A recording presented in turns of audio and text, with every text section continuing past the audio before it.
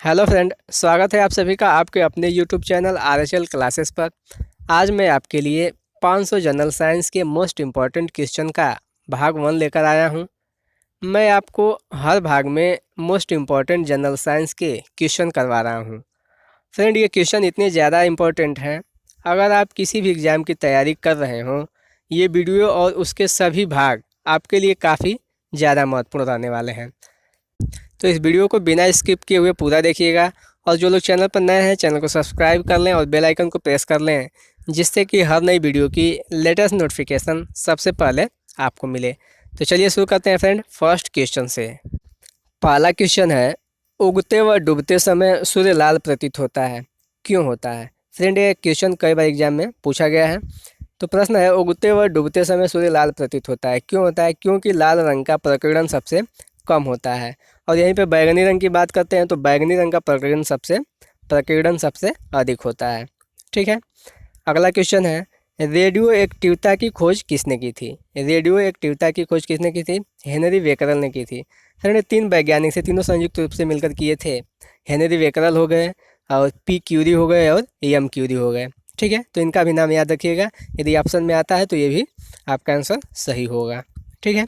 अगला क्वेश्चन है, दो समतल दर्पण एक दूसरे से 60 अंश के कोण पर झुके हैं, तो इनके बीच रखे गए गेंद के बने प्रतिबिंबों की संख्या होगी।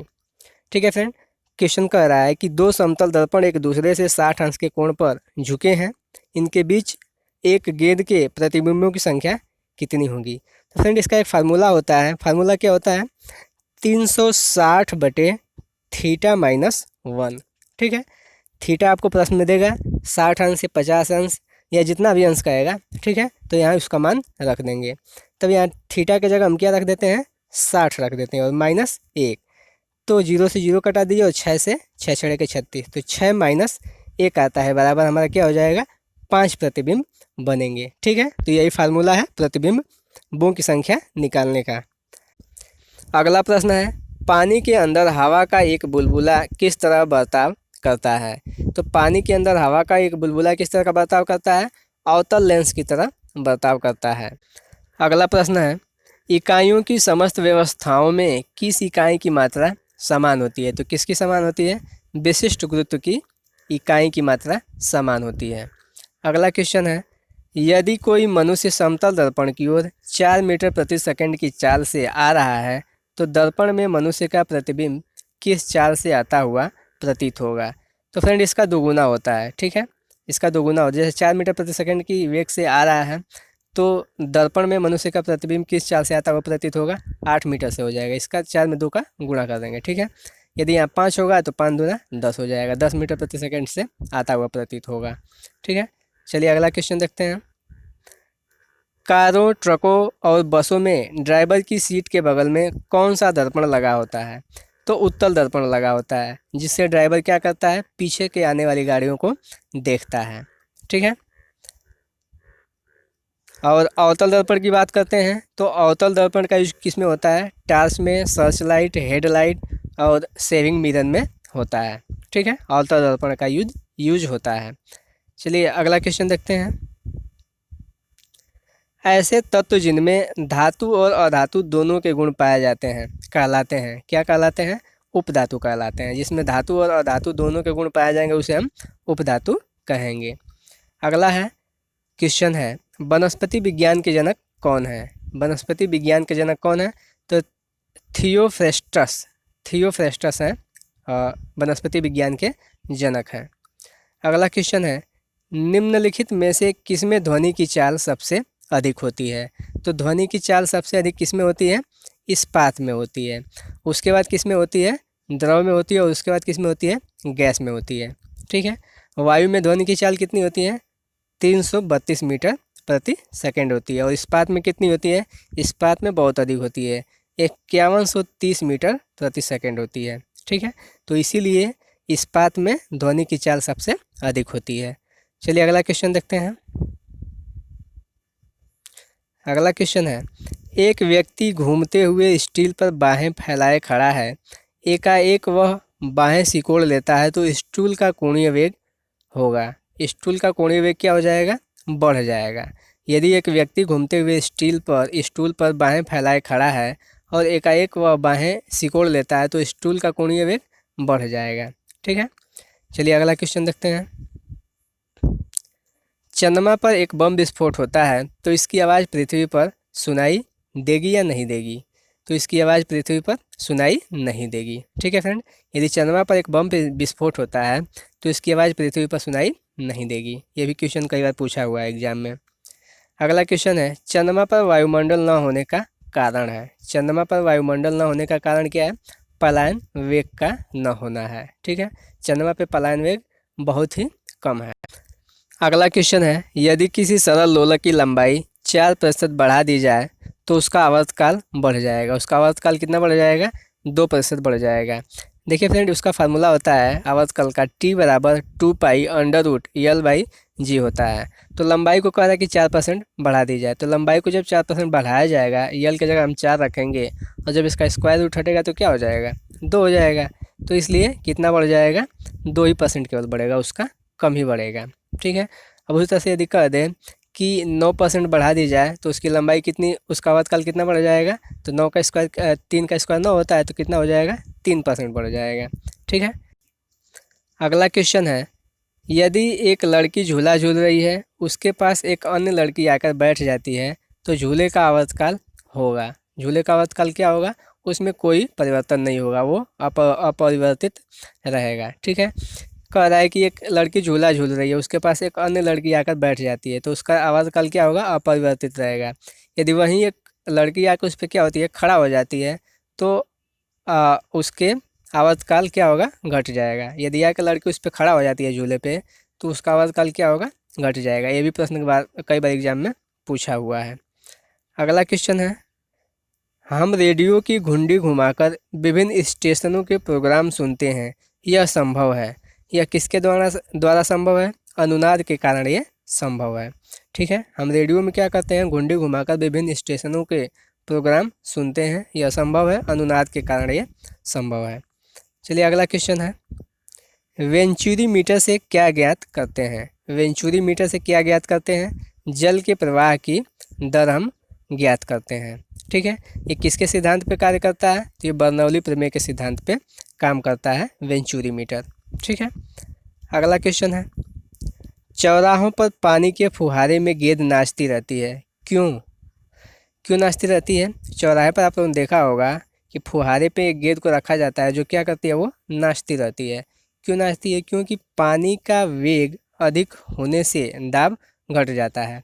पानी का वेग अधिक होने से दाब घट जाता है। ठीक है, अगला क्वेश्चन है, यदि द्रव्यमान परिवर्तित हुए बिना पृथ्वी अपनी वर्तमान त्रिज्या की सिकुड़कर आधी रह जाए तो दिन होगा। पृथ्वी पे दिन कितने घंटे का होने लगेगा?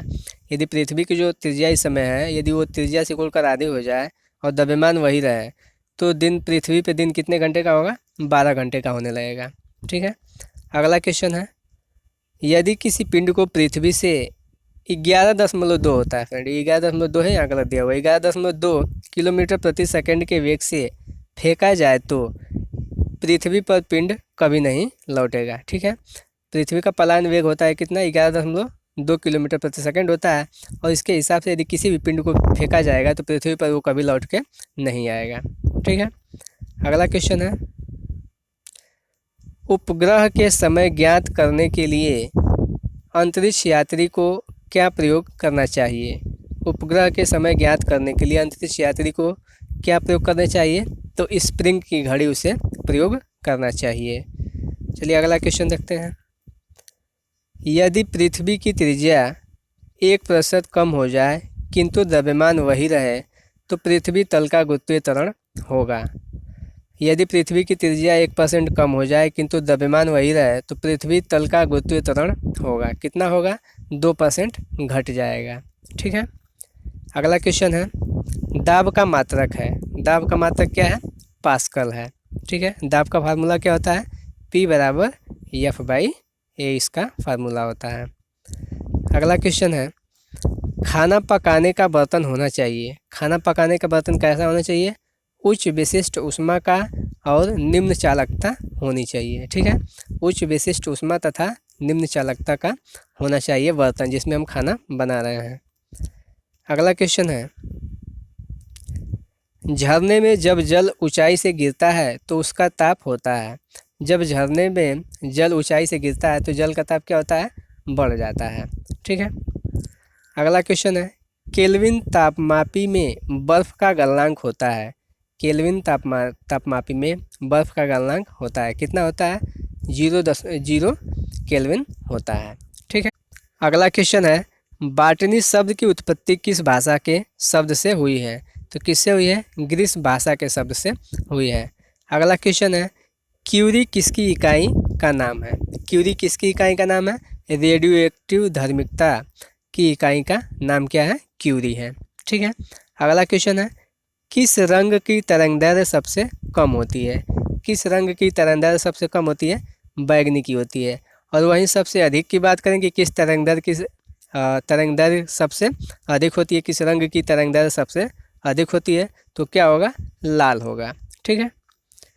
चलिए अगला क्वेश्चन है, कमरे में रखे रेफ्रिजरेटर का दरवाज़ा खोल दिया जाता है तो कमरे का ताप होगा, क्या होगा, बढ़ जाएगा। कमरे का ताप क्या होगा, बढ़ जाएगा। ये ऊष्मागतिकी के सिद्धांत पर काम करता है। किस पे काम करता है, ऊष्मागतिकी के सिद्धांत पर कार्य करता है। अगला क्वेश्चन है, इंद्रधनुष में कितने रंग होते हैं। तो इंद्रधनुष में कितने रंग होते हैं, 7 रंग होते हैं। कौन कौन होता है, इसका एक फार्मूला है VIBGYOR।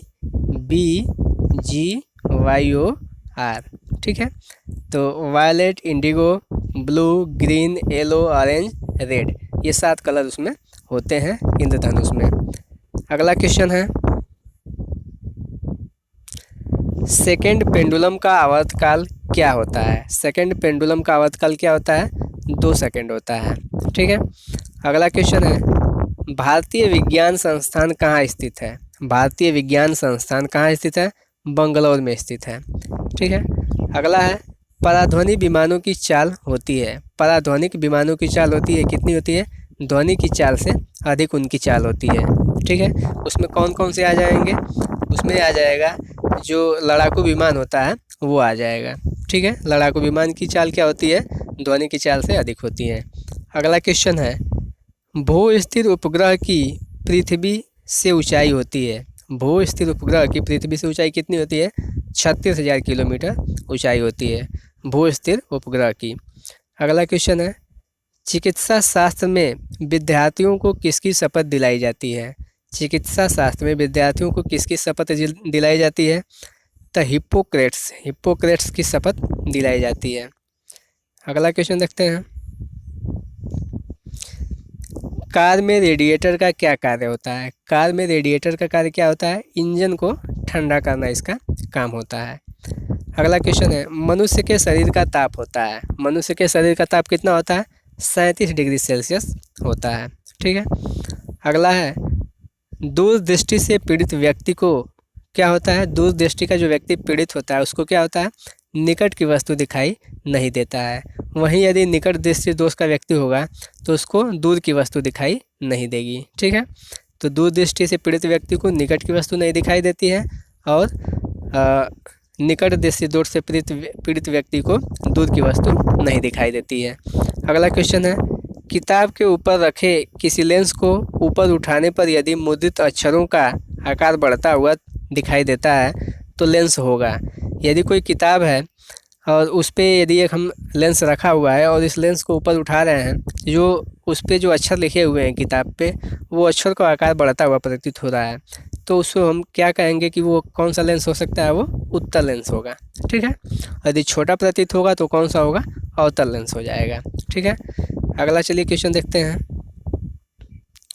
अगला क्वेश्चन है, यदि किसी लेंस से अक्षरों का आकार छोटा दिखाई देता है तो लेंस होगा, कौन होगा, अवतल लेंस होगा। ठीक है। किसी लेंस से अक्षरों का आकार छोटा दिखाई देता है तो कौन सा होगा, अवतल लेंस होगा, अभी हम बताएं ऊपर। ठीक है। चलिए अगला क्वेश्चन देखते हैं, तारे टिमटिमाते हैं। तारे किस कारण टिमटिमाते हैं, अपवर्तन के कारण टिमटिमाते हैं। ठीक है। चलिए अगला क्वेश्चन देखते हैं, निम्नलिखित में से कौन एक आवेश रहित कण है। आवेश रहित कण कौन होता है, न्यूट्रॉन, प्रोटॉन और इलेक्ट्रॉन में से कौन होता है, न्यूट्रॉन आवेश रहित होता है। न्यूट्रल होता है, उस पर कोई चार्ज नहीं होता है। ठीक है। अगला क्वेश्चन है, पौधे की आंतरिक संरचना का अध्ययन कहलाता है। पौधे की आंतरिक संरचना का अध्ययन कहलाता है, क्या कहलाता है? शारीरिकी कहलाता है। ठीक है। अगला क्वेश्चन है, निम्न में से किस रंग का अपवर्तनांक सबसे अधिक होता है? निम्न में से किस रंग का अपवर्तनांक सबसे अधिक होता है? तो बैगनी रंग का अपवर्तनांक सबसे अधिक होता है, और अपवर्तनांक सबसे कम किसका होता है? लाल रंग का होता है। ठीक है। अगला क्वेश्चन है, लेंस की क्षमता का मात्रक क्या है? तो लेंस की क्षमता का मात्रक डायोप्टर होता है। ठीक है। और उत्तल लेंस की क्षमता की बात करते हैं तो उत्तल लेंस की क्षमता क्या होती है? धनात्मक होती है, और अवतल लेंस की क्षमता क्या होती है? ऋणात्मक होती है। ठीक है। चलिए अगला क्वेश्चन देखते हैं, रडार की कार्यप्रणाली निम्न सिद्धांत पर आधारित है। किसके सिद्धांत पर आधारित होती है? तो रेडियो तरंगों का अपवर्तन के सिद्धांत पर आधारित होती है रडार की कार्यप्रणाली। अगला क्वेश्चन है, न्यूटन गति के नियमों के अनुसार निम्न में से कौन सा कथन सत्य है? न्यूटन के गति के नियमों के अनुसार कौन सा कथन सत्य होना चाहिए? कोई ऑप्शन दिया होगा। ठीक है। तो द्वितीय नियम से बल की परिभाषा ज्ञात होती है। ठीक है। द्वितीय नियम से किसकी परिभाषा ज्ञात होती है? बल की परिभाषा ज्ञात होती है। और तीसरा नियम क्या होता है? क्रिया प्रतिक्रिया का नियम होता है। और पहला नियम क्या होता है न्यूटन का? जो कि जड़त्व की परिभाषा बतलाता है। ठीक है। अगला क्वेश्चन है, यदि किसी पिंड के उस गुणधर्म को क्या कहते हैं जिससे वह सीधी रेखा में विराम या एक समान गति में स्थित किसी भी परिवर्तन का विरोध करती है? तो ये पहले नियम हो गया, न्यूटन का प्रथम नियम हो गया, उसे जड़त्व का नियम भी कहते हैं। ठीक है। तो किसी पिंड के उस गुणधर्म को क्या कहते हैं जिससे वह सीधी रेखा में विराम या एक समान गति में स्थित में किसी भी परिवर्तन का विरोध करती है? तो वो जड़त्व का नियम न्यूटन का प्रथम नियम हो जाएगा। ठीक है। तो फ्रेंड ये रहा है आज का 50 क्वेश्चन, और हर भाग में हम 50-50 क्वेश्चन करने वाले हैं। ठीक है। तो ये 500 की सीरीज चल रही है, 500 question most important general science के क्वेश्चन की सीरीज चल रही है। ठीक है। तो आज ये पहला भाग था, अब हम इसी तरह से कल दूसरा भाग पढ़ेंगे, और ये कुल इसके हमको लग रहा है कि कुल 10 भाग होंगे। ठीक है। 50-50 क्वेश्चन के कुल 10 भाग होंगे, और सभी भाग महत्वपूर्ण है आपके एग्जाम पॉइंट ऑफ व्यू से। ठीक है फ्रेंड, तो सभी भाग को अवश्य देखिएगा। तो फ्रेंड वीडियो आपको कैसा लगा कमेंट करके जरूर बताएं। वीडियो पसंद आए तो वीडियो को लाइक ज़रूर करें, और चैनल को सब्सक्राइब कर लें, और बेल आइकन को प्रेस कर लें, जिससे कि हर नई वीडियो की लेटेस्ट नोटिफिकेशन सबसे पहले आपको मिलती रहे। तो thank you friend, wish you all the best.